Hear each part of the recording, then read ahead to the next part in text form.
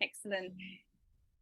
Thank you so much for being here, and everyone who is in this webinar today, and everyone who is listening and watching listening to and watching the webinar after we recorded it. I'm very, very happy to announce that this is the first webinar of our Sounds Like Sustainability series in 2023. I'm delighted to have Dr. Daniel Fischer as our guest today. This webinar is not so much a webinar, it's definitely more a conversation. And I'm very happy that we will have this conversation about sustainability, about sustainable consumption, and about storytelling and sustainability communication from a perspective that is potentially well known, potentially not, potentially it's new for you. And so I'm very pleased to say hello to Daniel, and we will have the interview. I will ask a couple of questions, but as said, it's not like a serious webinar with a serious presentation. It is a conversation. So we will have the conversation. We will start with the conversation, but after a bit of time, we will open up the forum so everyone can ask questions, and we can open up this conversation to everyone who's in the room today. So Daniel, thank you for being here. And the first thing I will ask you is to briefly introduce yourself. You are in the Netherlands at the moment at the University of Wageningen. And I'm curious to hear, like, what is it that you bring to this conversation? How would you introduce yourself to the group of people that is here today? Yeah, thanks first of all for having me. And yeah, I really look forward to that conversation to myself, and hope to learn a lot also from our interactions. Yeah, as you said, I'm based in the Netherlands right now in Wageningen, which is a life science university, but we also have a social science department and a strategic communication group where I'm based. So yeah, my current work focus is on consumer communication and sustainability. But I've also, maybe it's good to know or important to know, or it'll come through anyway, so I'll disclose it up front, that my background is actually in education. So I'm a trained primary school teacher.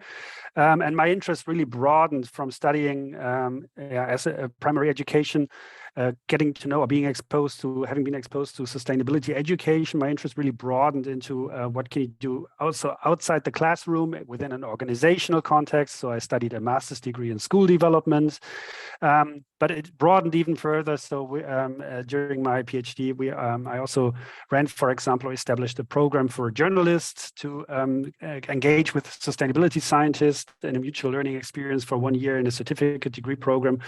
So my interest really broadened more towards communication, but I'm specifically interested in this intersection between the kind of more strategic communication, interactional communication, and societal learning processes in the context of sustainable consumption specifically. So that's a lot of nouns, but that's what I'm interested in.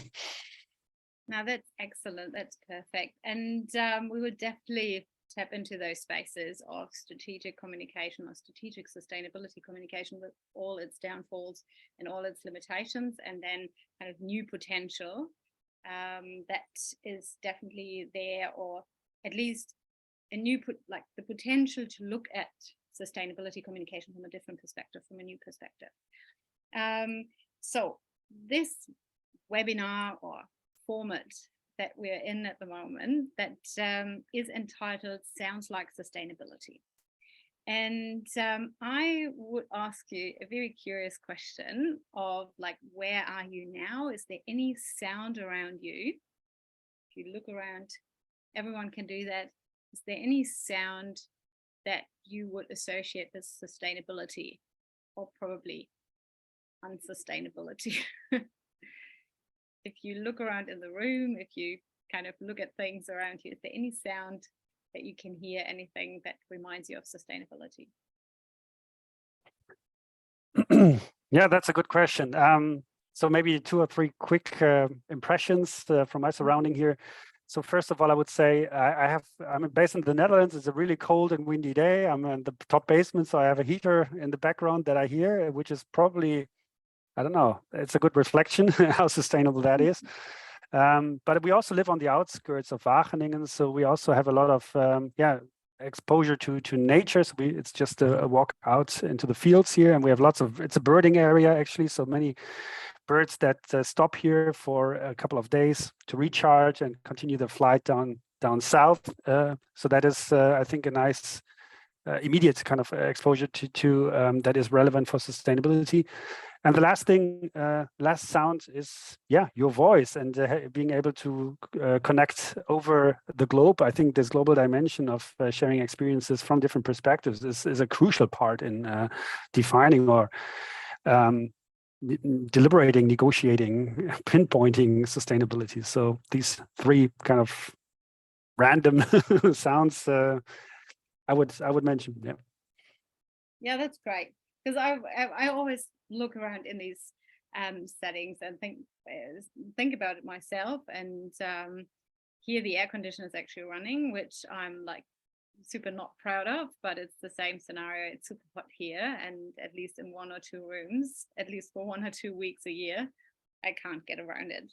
And so this is definitely a sound that is very critical, and it's not just per se. And this, I think, brings us to the first question, or Fischer question, like, what is sustainability, and why does it tell us that a heater in your background and an air conditioner in my background are potentially at least causing some cognitive dissonances, at least like stimulate us to think critically about it. So what is sustainability, and why does it lead us to the point to say, the heater's on, and I'm like, oh, damn, the aircon is on? What is happening there? Yeah, so I've been trained, and that is something I did not mention in my introduction, in the faculty of sustainability. So we've always had these conversations about the terminology itself and kind of aligning our understandings or specifying our understanding in different project contexts. So I think it's a great starting point, and we don't discuss this enough because we all are over the phase. We seem to be over the phase where we have to negotiate or deliberate what sustainability is, but it is more crucial than ever before to discuss that. So I can share my view on it, but I'm also curious to see how it resonates with others in the room. In my view, I always refer to sustainability as first of all, as a social construction, and as an idea, a regulatory idea, as you could say, drawing back on Kant, like similar to freedom, liberty, ideas like that do not have that need to be specified in specific contexts and have different meanings for different people, but present kind of an idea, a direction. So that is a first starting point. So we need to always specify what we exactly mean by that, by using that term. The other is that the distinction maybe between sustainability as an idea and sustainable development as a process leading towards that idea, which are often also conflated, and there are different ways or different ideas or different concepts of sustainable development. Yeah, you can have the green economy idea of moving towards sustainability. You can have a degrowth idea of moving towards sustainability. But I think it's also important to distinguish these two terms. And lastly, I would many people have looked up what sustainability might mean or sustainable development might mean, come across models, ideas that have been intensively discussed, that are heavily cited in the literature that you find when you Google it. So there are these definitions, if you want, of sustainability or sustainable development, and someone 10 or 15 years ago counted them and counted more than 800 in the literature. So there's an abundance of these definitions. But I think some of the very prevalent ideas of sustainable development are the idea to link kind of environmental and socioeconomic issues. And there is the 3-pillar model that was the very early phase of sustainable development, with the economy, with the society, and the environment. But I think the discussion has really moved on and has really advanced more towards the idea since Rio +20, so after 20 years after the political kind of inception of the idea at the Rio Forum. I think there's a growing consensus that we need to look at outer kind of planetary boundaries. There's all this work from more from the Earth science field that has made great progress in identifying those planetary boundaries that we should not exceed to not run risk of setting in place processes that are irreversible and lead towards detrimental damage. So we have planetary boundaries. They are well defined. They come more from the natural sciences. But at Rio Plus 20, Kate Raworth and Oxfam, the NGO, they pushed forward the idea of a donut, the idea of a donut, to think about sustainability as a donut. So you have the outer planetary boundaries and inner social foundations that we must not fall short of. So we also need to provide people with opportunities to satisfy their basic needs. People are entitled to that. And these inner foundations are just as important as the outer planetary boundaries, and they produce kind of a space between them that is not a distinct course of action, but that is a space that we should shoot towards or aim towards.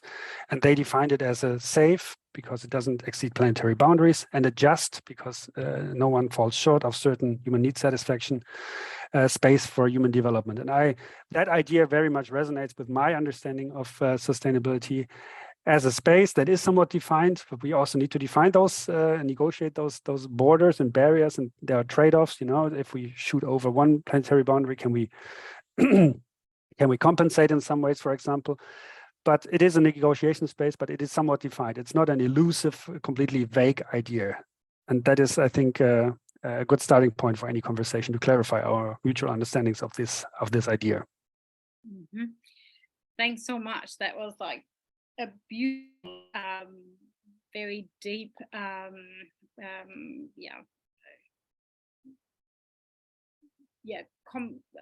compilation of all those different ideas and approaches, which I really like. I would love to very briefly go back to two things. Let's start with the first thing. You said, well, sustainability itself, from your perspective, is an idea, is kind of a regulatory idea.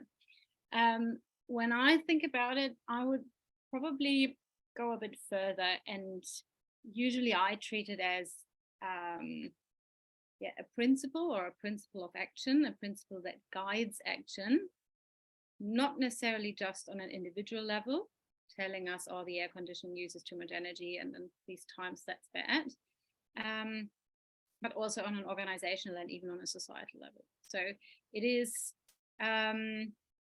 not so much the normative framework as which the SDGs and those big goals are labeled or often talked about, but my feeling is that sustainability is something that brings in a lot of morality. So it's not just an idea, but it includes, or it contains, a lot of morality, because it, like, when we think about it, we get into the situation where we start to think about, okay, this is bad behavior and it's good behavior, so we apply certain evaluation. Would you agree on that, or is this too much kind of ethically overload? And then, or is the morality component with sustainability something you say, like, well, that's the danger zone, we shouldn't go down that pathway? No, I would totally agree with you, Franziska, that it is a normatively loaded concept, and because it is providing a direction. And that is something that it shares with other ideas like freedom or liberty that I mentioned, which we also use in different terms to, and also argue, do I have the liberty to own a gun, or not? Is that there are also values and norms here at play. So that is certainly the case with sustainability. We have norms like intragenerational justice. I mentioned it. No one should fall short of a certain level of human need satisfaction. Intragenerational, everyone, no matter where you live. You have intergenerational justice. You have some even argue that there's interspecies justice, that also non-human beings do have rights and should have rights. It's part of some constitutions even nowadays in some countries. So all these are, of course, normatively loaded discussions, and sustainability as an idea is always also pointing us towards a direction. But that direction, as I said, it's not random, it's not arbitrary, but it's also not predetermined yet. And that is why we also need communication, and why communication has such a crucial role to play in this.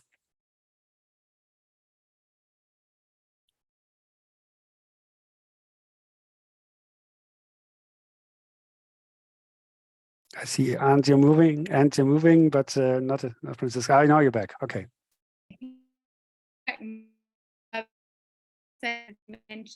Franziska, we lost you for a second. And I can see you guys.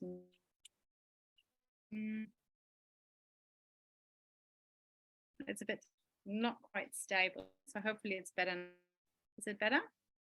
Yeah, now you're back. I'm back. Okay, I'm back. We're just great. So thank you. Sorry for that.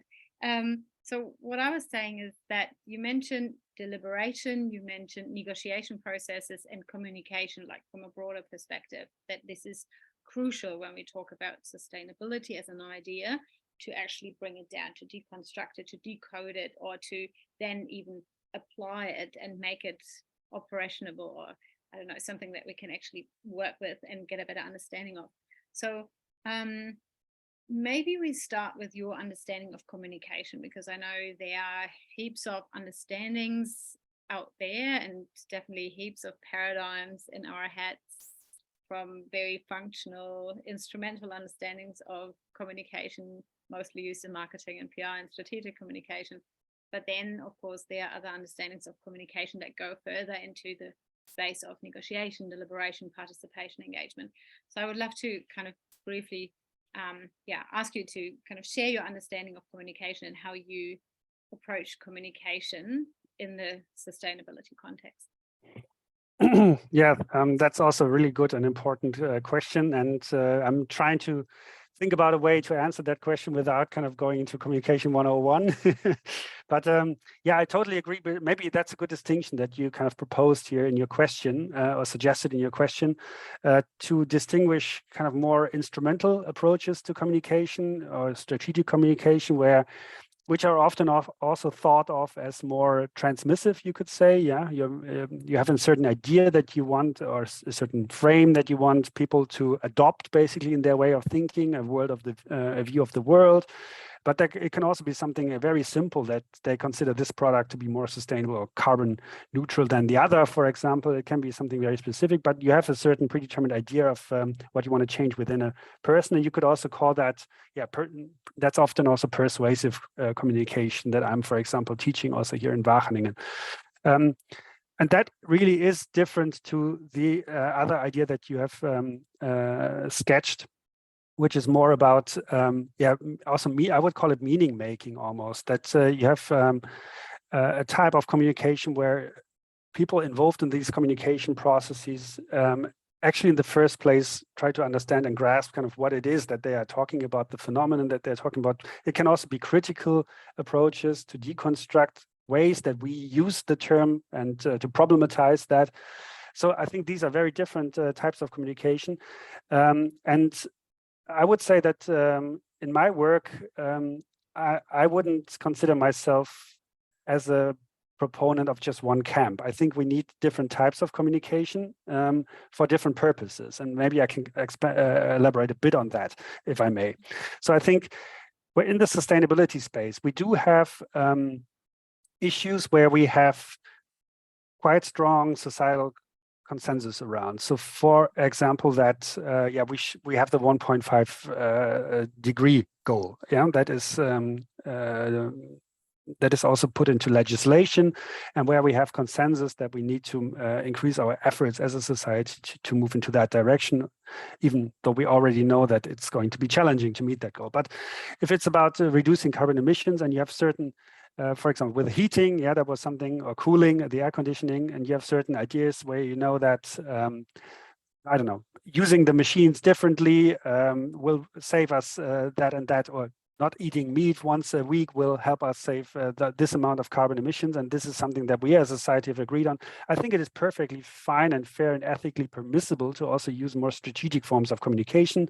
Nudging is something that has really picked up in the discussions as a way to change our choice architectures in ways that make it easier for us to do the sustainable thing, basically. And I think in these contexts where we have this kind of agreement and consensus, it is perfectly, not just perfectly fine, but it's also necessary and important for researchers, for communication researchers, to find effective means to utilize communication in that domain. But this is a different story when we talk about longer term goals, where we have more uncertainty and less clarity kind of about the directions we want to take or what we should aim for. Take, for example, the idea of what is a social minimum income, that everyone should have or be entitled to. There are very controversial positions here, and I think using very strategic communication to push forward a certain idea is not maybe the most suitable approach, but there we maybe need more deliberative approaches where we kind of bring different interests and stakes, put them on the table and make them enable people to also learn about different perspectives, be challenged in their views, etc. So the more rational deliberation idea maybe that Habermas put forward. So I think, and then there are other contexts where we also need critical perspectives and communication perspectives. So discourse analysis, critical discourse analysis. I always mention to my students that papers that looked at responsibilization processes, for example, how individuals are being responsibilized to solve problems that they as individuals maybe have not caused in the first place, or that other actors maybe have a greater leverage to actually solve. So where do we find kind of processes of responsibilization in communication when we talk about, when we approach citizens only as consumers, for example, and without challenging kind of where maybe production consumption systems as a whole should change or transform to align better with a 1.5 degree future. So these and that for that, I think communication scholars also have an important role to play in problematizing these developments. So we have very different roles, and we can use communication very differently.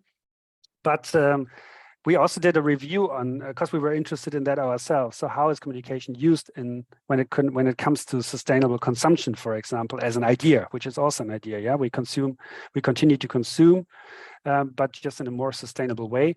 And there we found different types of communication research, and the most prevalent type, the youngest type that really had the most attention over the recent past years, and was also most cited, were those publications that looked at individual behavior change as a kind of trajectory, as a unit of analysis, so the individual, and using very instrumental communication approaches to change individual behavior.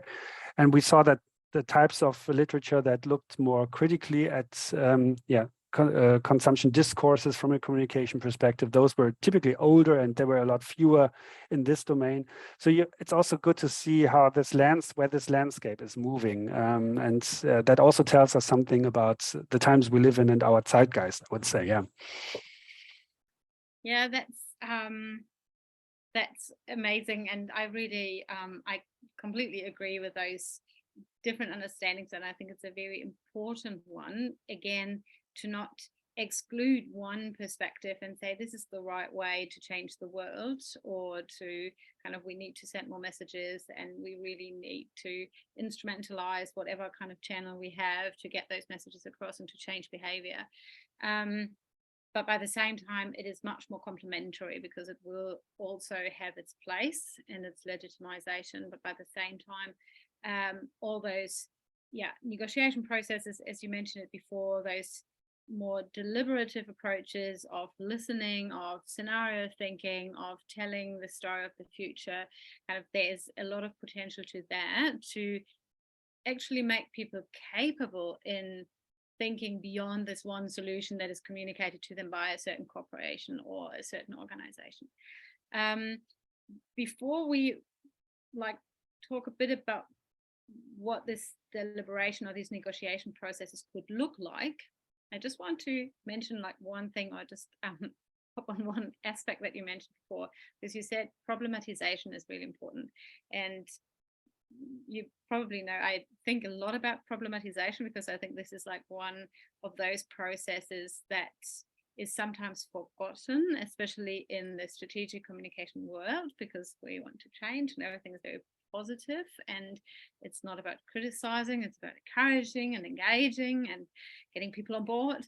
So how do you understand problematization? What is that? What is that? What kind of process is that, and where do you see that again in the sustainability context? Yeah, I think there may be very different ways to problematize through or in and through communication.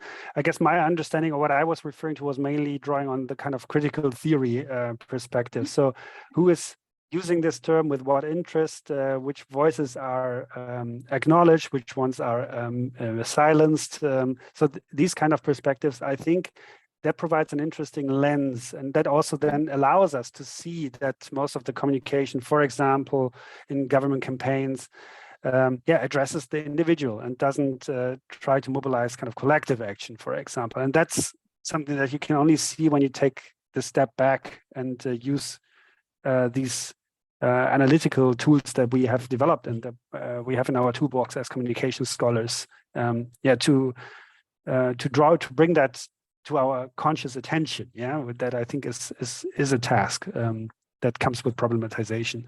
But it can also be something about the assumptions we use. For example, even using the term sustainable consumption, much of my work is focused on that.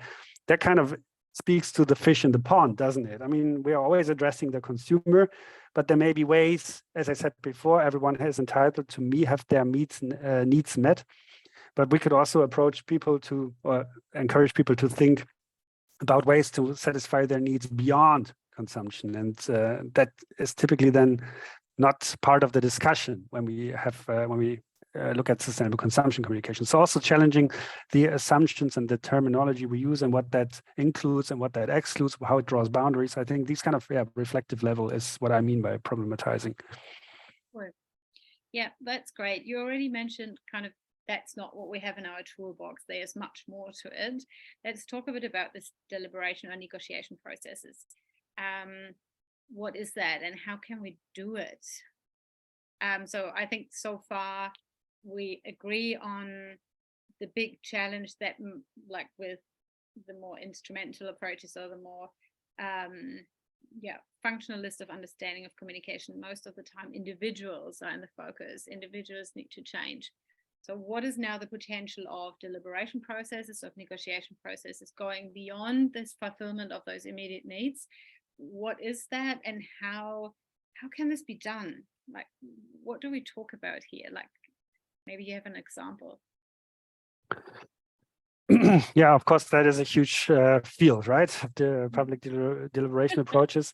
But yeah, maybe I think maybe we can start with the SDGs, because they have there has really been a shift, and we were just recently discussing that in a board meeting. So just to share that story, I think some of you may remember the Millennium Development Goals that we had before. The SDGs were there, and these Millennium Development Goals were just focused on eradicating poverty, on increasing, bringing developments to the undeveloped or underdeveloped world. So these kinds of ideas were underpinning the Millennium Development Goals, and they were. There was no big public deliberation about these goals back then, but that was completely different when we look at the SDGs. There was a long process of public input, public consultation. People and different entities were allowed and asked and invited to submit their input. So there was so much that was hard, that became hard to actually manage all this input and to digest it into something meaningful. But I think because they've come such a long way, and because so many different entities were able to have their say in defining the SDGs, that kind of also explains why they have really become so prevalent now, or prominent in the public sphere. So yeah, these are more kind of many of you listening will probably know this ladder of participation, so that you can just inform people, you can consult people, you can empower people to have to even take the decision. So there are of course different levels in deliberation and participation, and this was certainly a more of an input gathering level or consultation level, what we've seen with the SDGs. But I think when I look, for example, at schools, there are also ways to really empower students, for example, to to also involve decisions, be involved in decisions, but take decisions. Yeah, we are seeing in school development processes, for example, we are seeing that students take ownership of certain measures to advance their school in a more sustainable direction, and are given that kind of ownership over these processes, and that then requires kind of these deliberation processes that we're talking about. But yeah, so it's a wide range, but I think the SDGs would show that the kind of deliberation that took place around them really also helped to increase acceptance and make it impactful in our daily lives. Mm-hmm. And if we go like one step down to, for example, organizational context, it can be like a school or a university or even a business, a corporation. Like how could they then deliberate and what can be negotiated? Because I think here we do, like, we get into this discussion with like 20 years of CSR communication, partly well done, partly not so well done, like greenwashing, pinkwashing, whatever. So what can be done differently, especially when we approach this with the SDGs in our mind and sustainability as the idea or the principle that could guide those deliberation processes? Mm-hmm. Yeah, so another example maybe to illustrate that or to respond to that question would be from Leuphana University, where in Germany, where I did my PhD and where I spent the first 10 years of my academic life.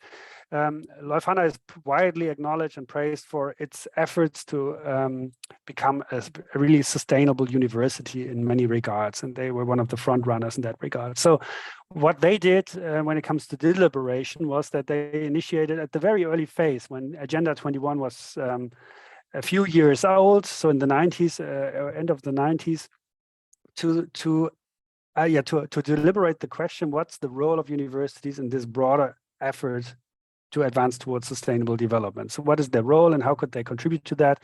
What is their responsibility? And what they did was they ran a couple of stakeholder dialogue formats where they invited, I first of all identified different stakeholders that the university has, so employers, but of course, academics, students, staff, from some people really within the university, but also stakeholders around it, to discuss these very fundamental questions of what would it mean for a university to be sustainable when we look at teaching? Yeah, who needs to be exposed at what level to what, and learn or what should be learning objectives on for these different groups. What about the boundary work, the intersections of the university with a local environment, for example? How can the university play a stronger role in advancing sustainable communities around us? So all these ideas were discussed.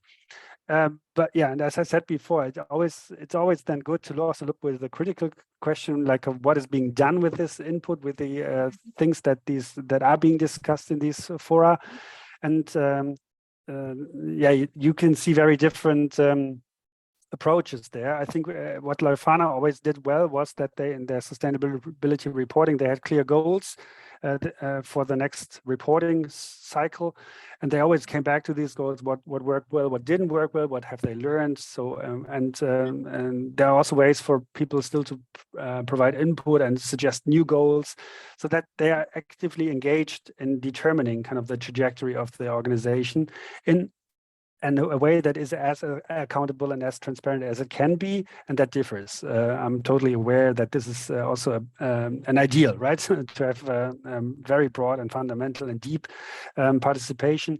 So in the German sustainability strategy, for example, there were also dialogue fora, but it was a bit unclear what was done with this input that was generated as part of these fora.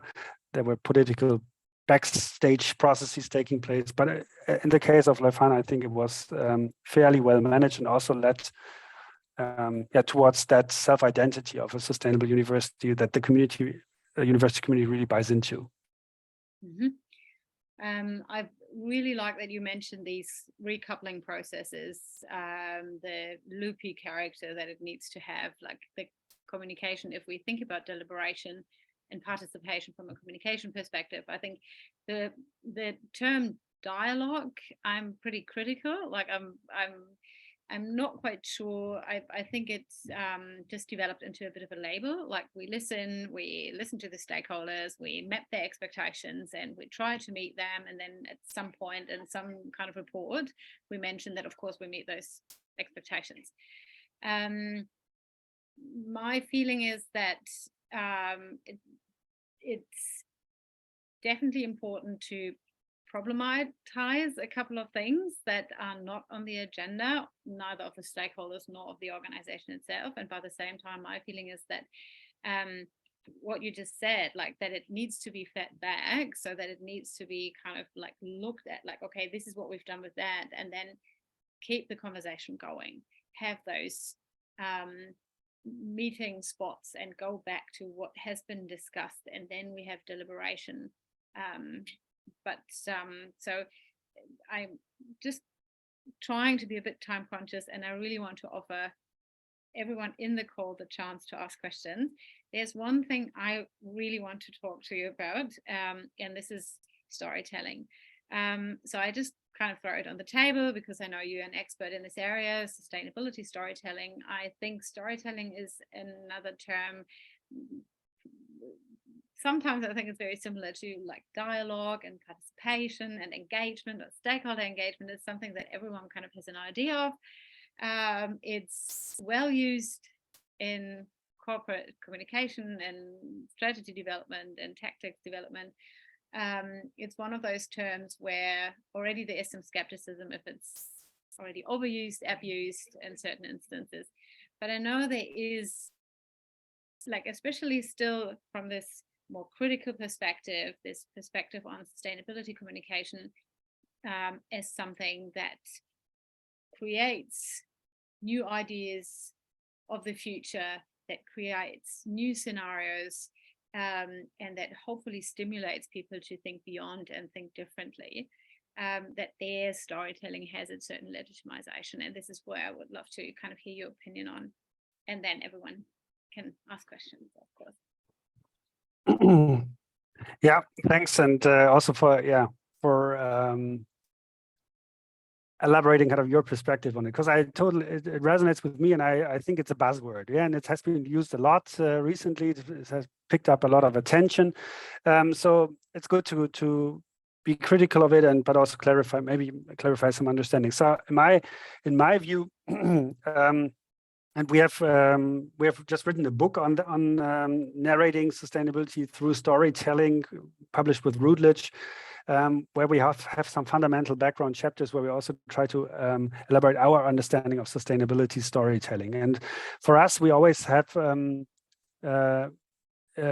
certain requirements, certain kind of need to be met. And that goes back to our earlier conversation that it cannot just be about strategic communication, but that we also need to have some educational kind of value of using storytelling so that people learn something, are able to better grasp or articulate their ideas of sustainability. So we have the, I can share, maybe put the link in the chat box for those who want to read up more about that.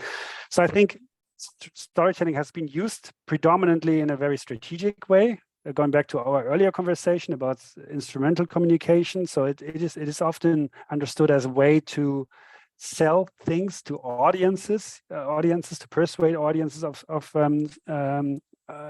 whatever you want to persuade them for. But I think, and that was what we saw in the literature. We also conducted a literature review on that, and we found very, very different understandings of storytelling. So there's oral storytelling, where health community workers go into marginalized communities to get them to do this cancer screening, for example, so preventive medical offers, and sharing stories about neighbors, what happened to this neighbor, and how going to the doctor to do the screening really helped them. And those kind of storytelling incidents are maybe more close to what we think or how we understand storytelling in an everyday understanding. But there were also papers that just added very little words to food packaging, for example, about Nordic herbs, and they have been grown here for 1,000 years. So just drawing also into the cultural repertoire of a certain audience, trying to create some narrative connection to that product that way. So very different, yeah. And then we have the long fictional stories, and where we that also make an impact. Watching a movie that problematizes, I don't know, animal welfare rights. Yeah, that is also told as a story, but as a more complete plot, basically. So there's huge range of storytelling definitions and approaches used in the literature. So it's good to clarify what we mean by that. And the second thing I wanted to mention is that two more things. One is, I think there is a value also beyond this very instrumental persuasive kind of use of storytelling, and that value, and that is what we tried to research, or what we researched in our project, was if it helps us to also reach beyond the choir, basically, right? So of those who we typically reach with more strategic communication, with information-based communication, with our invitations to deliberative formats, etc. So storytelling as a way to also reach and bring people into these conversations that would otherwise not want to participate. So I think there is a value for storytelling in that, because and that goes back to entertainment education, yeah, and the kind of entertaining part of that. And there's huge untapped potential, I think, in that domain that needs to be further researched and utilized. The other thing I wanted to mention is that there is also a tradition of storytelling that is neglected and is completely overlooked almost in the literature. And that it goes back to Paulo Freire, the pedagogy of the oppressed, where we can use storytelling to share our lived experience. And that, if you translate that to consumption, we all are consumers, and we feel locked into situations where we would like to act more sustainably, but we cannot, or we feel we cannot, we are limited. So if we could surface that kind of lived experience and share that with each other as part of through storytelling, for example, I think there's a huge potential also to mobilize for change, and that goes beyond just individual kind of change. But that is something, a use of storytelling that we have not seen in the literature, and we discuss it in one chapter as a future direction. So I think that's I'd be curious to also do some work in that direction. So I think it's quite an animal, storytelling, very differently used, and with very different functions. But again, we see a strong tendency to use storytelling basically as a marketing approach. One quick thought or comment on that. What I think is with the true storytelling and telling, like sharing those lived experiences, it's not only for reaching people and connecting with people that are not part of the choir. I think it has the potential to communicate or to include what we talked before as problematization. So to put things into question that exist, to point to things that are potentially critical. Because then if it's a true story, if it's a shared experience where this happens in, then it's not blaming and shaming. Then we get out of this kind of like, what can Coca-Cola do? Like, they are the biggest polluter on earth. But if we kind of then make it much more specific in this lived experiences that are shared, it doesn't always have to exemplify. It can always question. It can also question or put things into question. So therefore, I think, yes, absolutely, there's huge potential to that. To explore further what happens if lived experiences are shared in the sustainability space. I think it's a very open question. Mm-hmm. Cool. So, but it's already like, we went beyond the time I promised I will keep. I'm very happy to take questions that come in from anyone in this room.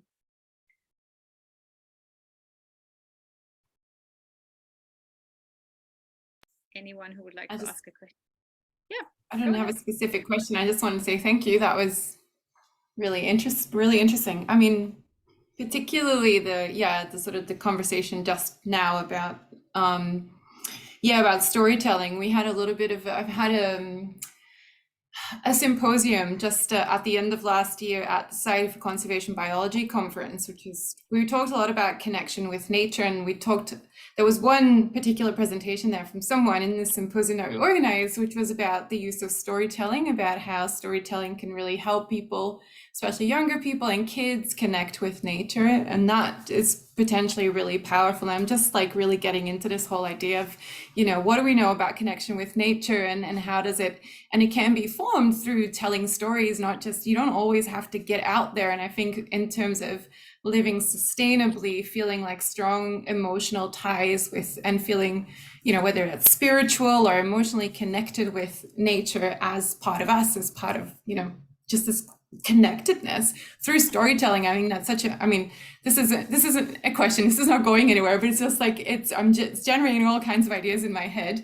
And it's all sort of coming together. But like what comes out of this storytelling ideas is connectedness, you know, like it affords people to draw connections between themselves and other people, to come together, to share lived experiences. And I think there's so much there's so much potential in those ideas that I think are really untapped within the sustainability sphere or within conservation, et cetera. So yeah, this is initial reflection on it. So thanks, that was really, really good. Got lots of ideas, started writing stuff down. Yeah.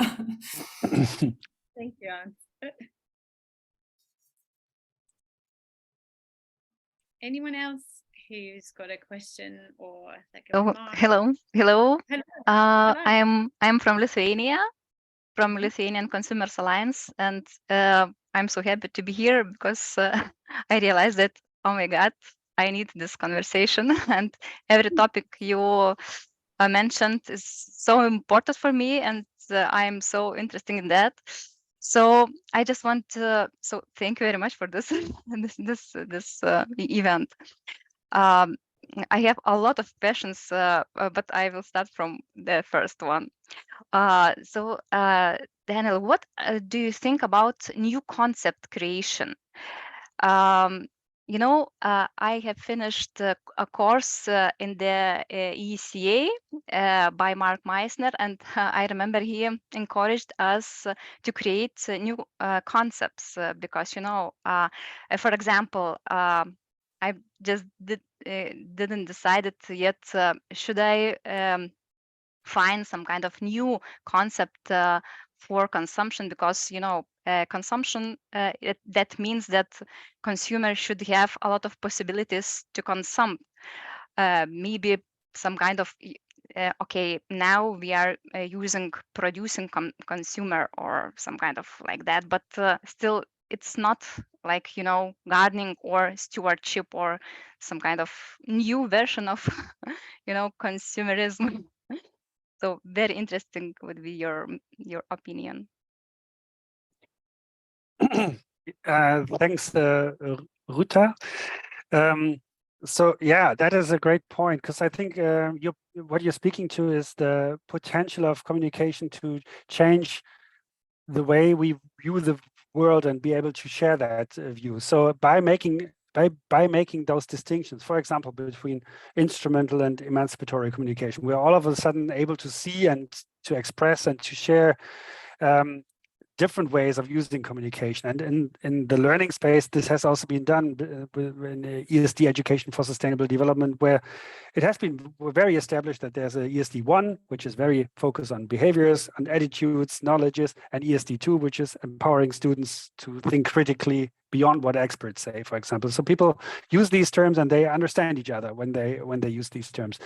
So you mentioned branding new concepts or coming up with new concepts to make those distinctions. I think that's really interesting. There's a huge potential in that, and there's also a lot of creativity involved. So what just came to my mind was the idea of sufficiency, which was something that 10 years ago not very many people knew or were familiar with, but now it has entered the broader public policy stage. It has been introduced into the IPCC report as for the first time, that the idea of sufficiency, of voluntary simplicity, downscaling. There are all these downshifters.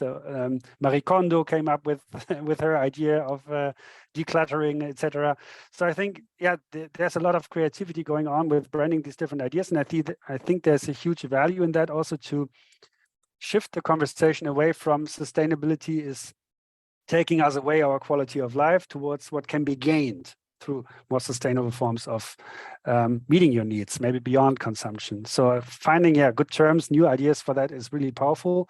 At the same time, we also must be careful to that we that these terms, that they can also lead towards competition, you know, that we have rivalry between different ideas that are being put forward that take away some of the general traction to move into that direction. That is also something we see with different educations, for example, where we have environmental education, sustainability education, global education, and they compete for resources, and kind of that leads to the whole movement kind of losing a bit of traction.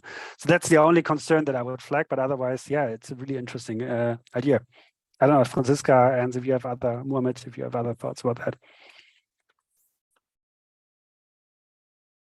No, that's like, from my perspective, that's, I think it's, the first question should be, from my perspective, kind of just adding to what Daniel what you just said, is to think about where do we want to create those new concepts? Like, what is the, like, whom are we talking to here? Like, what is the location for that? Like, where do we actually want to develop those concepts? Because of course we can always say, hey, we need new concepts and we need the creativity and we need to come up with new ideas, because apparently we're not really doing great at the moment. But the first step would be to say, okay, what is the conversational space? Where should this happen? Within an organization, within a network, within a representative organization, maybe within schools, in universities, in scientific, but maybe in the corporate world, maybe in every organization. Like, what is the space where these deliberative processes, the scenario thinking, the design thinking, the new concept development, like, where should this happen? I think this is a very crucial question that sometimes gets forgotten, and then like it never gets to the point, because I think we all agree on, yes, of course we need new concepts, because apparently we're messing up a couple of things. But I think it is a crucial question to say, okay, for example, are the media still a space for that? Do we share opinions there? Do we share arguments in the media? And then in what kind of media? Probably not the traditional ones, like who still reads a newspaper? Maybe not in, like, I'm not quite sure what kind of social media formats. Maybe there are some processes of meaning making, sense making happening. I'm not quite sure. Even if I'm kind of an educated journalist and like coming from the media corner here. But I think this is a crucial thinking process to say, okay, where are those conversational spaces where deliberation and then concept development, the development of new ideas, maybe more radical ideas, can actually happen? And it's then again a question that we as researchers have to ask ourselves, like, where is it already happening? Can we identify those spaces, and then maybe we can draw some ideas from there and say, okay, maybe it needs to happen more in organizational context, and what are the learnings? Like, what can be taken from a university or a school where it's happening in a great way? What can be learned from there and then transferred to an organizational or corporate context? Like, what can they learn from there, from how it's done? And I just give you one example, which I really like, is like from friends down in Adelaide. So they are nurses in a big hospital, and what they started to do is a so-called huddle, not super new, kind of interesting and kind of new, because they had this problem that every shift, at the end of a shift, doctor handed over their stuff and their perspective on what was happening to all the patients. The nurse handed over her stuff to the next nurse. And this happened like throughout all those hierarchy levels. But what never happened was, and this is what they introduced, this special moment where the doctor and the nurse and all those other involved people met all the other people, and they had this like broader conversation, so that the nurse from the next shift could listen to what the doctor from the previous shift said. And so they improved their kind of everything they did in a very good way. It's a bit of an abstract and a different example, but what I want to say is, like, if you sometimes you need to adjust the way you do the deliberation and whom you involve, and kind of the thinking around it. So it's not so much about like, oh, how can we get some sustainability thinking or some diversity thinking across, and we need to communicate our values. Maybe it's not about those specific values. Maybe it's about bringing the right people together in the right format, in the right space. I just wanted to kind of put that, like, bring this up, Dania. I know we're over time. Just a very quick addition, because I think sometimes it's also good to reclaim existing concepts. Yeah, I often hear journalists saying, "Oh, everything is sustainable now. It's really lost its meaning, and let's move on with let's forget about the term." But I think that's the wrong decision. So I think we need to maybe rather than we also need to re-essentialize it then. So if companies speak about greening things, challenge them. What do you mean by greening? And to what extent is it actually contributing to what kind of improvement? Why is it just greening, and where's the social aspect? So I think really bringing back the substance into concepts is also a task for communicators these days, where these terms become so prevalent. Yeah. So maybe we have one more quick question, if that's okay, Ruta, and otherwise Daniel is potentially happy to get in touch with you via email or another format, just because we just one quick question.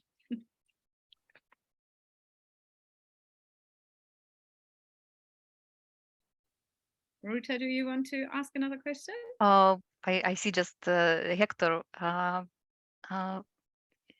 maybe wants to ask. Maybe I'm wrong.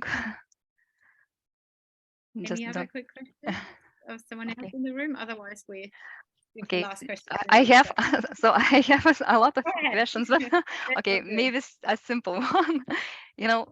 Maybe you have some tips how to talk with older generation, because they are always they are listening to you with critic, with they in their roots are just to be critical. So how to talk with them about sustainability? Just I realize that they're thinking, okay, how many years I have? Maybe 10, maybe 20, but I will soon die, so I don't care about anything. So how to talk? Because in 2 weeks I will go to speak with the third age university about sustainability. It's very important for me, and I already know that they will be very critical. They say to me, "We will be very critical to you." So maybe some tips there, Daniel. Yeah, that's a tough one. So I think yeah, I mean, that's our core business as communicators, right? To better understand our audiences, what are their values, how do words resonate with them.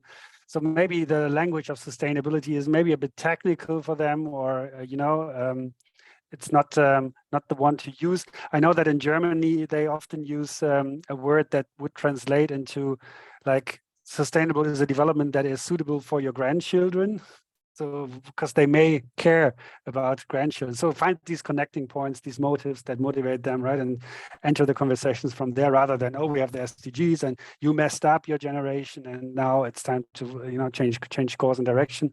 So yeah, starting from those motives.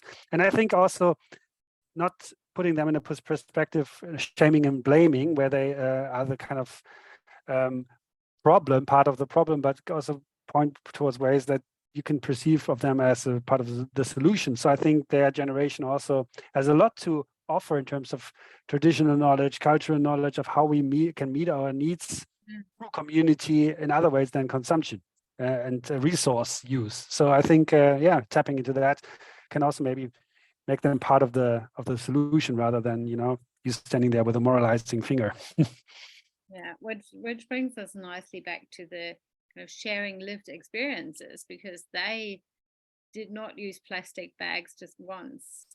Like, those older generations were really sustainable with their resources, with all their boxes and bags and everything they had. So I think there are a lot of stories to share. And I think people from this generation, they tend to like sharing stories, which is like a blank assumption. But I think it's definitely a way to kind of involve people if they start to share their stories from their everyday life. What did they do? Like, what did they do earlier? And then kind of trace back what of this behavior was actually sustainable, to then get a better idea and make it more tangible? So that's a very, very interesting question like that. Cool. Excellent. So at this point, I would say thank you a lot. Really appreciated.